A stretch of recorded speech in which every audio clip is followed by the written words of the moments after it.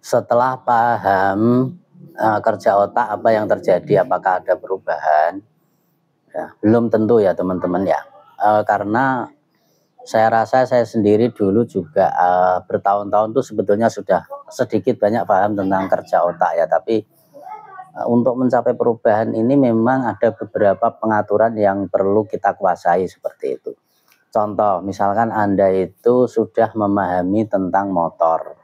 Anda tahu tugasnya rem itu untuk apa, tugasnya gas untuk apa, tugasnya ban untuk apa, tugasnya bensin untuk apa. Nah, dengan Anda memahami atau mengetahui semua tugas-tugas motor tersebut, Anda tidak lantas bisa berkendara ya.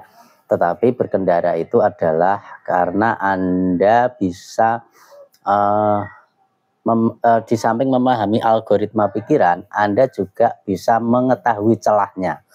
Jadi Anda tahu celahnya, kemudian Anda bisa memanfaatkannya, dan Anda memiliki sebuah skill atau sebuah kemampuan atau sebuah ilmu untuk mengatur itu. Makanya ada buku panduan berkendara. Nah, ketika Anda sudah memegang buku panduan berkendara motor, maka Anda kemudian berlatih ya. Setelah tahu bukunya dan paham isi bukunya, itu pun harus berlatih dulu.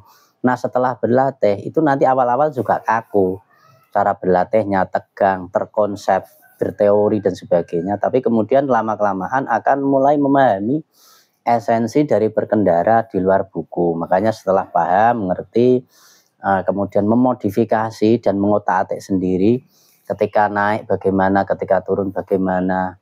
Dan kemudian kadang-kadang nanti apa yang kita temukan itu berseberangan dengan bukunya ya.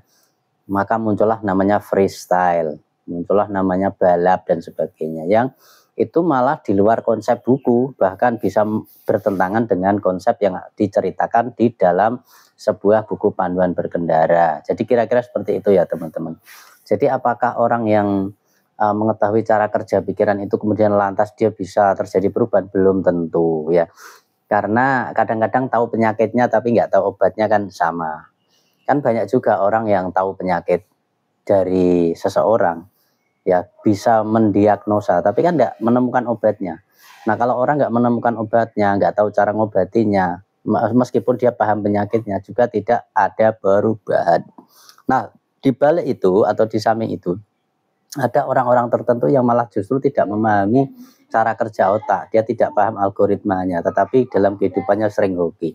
Ini bisa terjadi karena kebetulan. Nah, yang dimaksud kebetulan versi Dr. Yuhasan itu mungkin seperti itu ya teman-teman, yaitu di mana seseorang itu tidak belajar, tidak apa, tapi secara kebetulan, entah dari garis keluarganya, entah dari keluarganya itu orang kaya, secara kebetulan dia meskipun nggak punya uang, tapi tetap punya mobil, nggak punya uang sama sekali, tetap rumahnya bagus. Itu saya mengalami sendiri di salah satu teman saya. Karena sejak kecil itu sudah sangat kaya raya, kemudian singkat cerita bapaknya bangkrut, terus meninggal. Tapi meskipun seperti itu, kehidupannya tidak sama seperti dulu, akan tetapi ya struktur kekayaan itu sudah nancap di dalam otaknya, sehingga meskipun seapes-apesnya dia itu tetap punya mobil. Seapes-apesnya dia rumahnya tetap rumah elit teman-teman. Nah, yang terjadi seperti itu. Jadi itu karena kebetulan, karena terbentuk secara tidak sengaja, meskipun tidak paham algoritmanya, tapi dia mengalami itu secara tidak sengaja, ya seperti itu ya. Jadi ada beberapa faktor yang menentukan. Tetapi kalau Anda ya, memang sebaiknya yang seperti itu perlu belajar sama orang yang sudah belajar duluan seperti itu. Jadi kami bukan orang pintar, kami hanya belajar duluan dan tahu lebih dulu seperti itu. Ketika orang mempelajari, maka itu juga dia akan mampu mengalami ya. Lama-kelamaan dia mengalami. Sama seperti misalkan, ada orang dari kecilnya bakat nyanyi, maka meskipun dia tidak belajar ya, itu dia juga pintar nyanyi. Tapi apakah orang yang tidak berbakat nyanyi dia bisa nyanyi? Bisa, asalkan dia mau belajar dengan ahlinya seperti itu ya teman-teman. Jadi bisa dan bisa asalkan mau belajar meskipun Anda tidak berbakat di dalam dunia nyanyi. Bahkan ada banyak orang yang berkat kegigihannya untuk belajar nyanyi itu lebih hebat nyanyinya daripada orang yang berbakat.